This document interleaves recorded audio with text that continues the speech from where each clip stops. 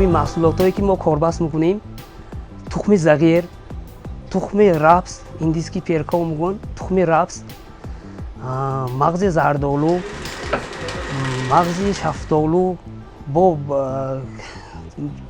تخم خربوزه، این چیزا خوش میشه. آفتاب پرست، تخم چیگیت کمتر خوش میشه. همین چیزا همش داروگی خودش دارد.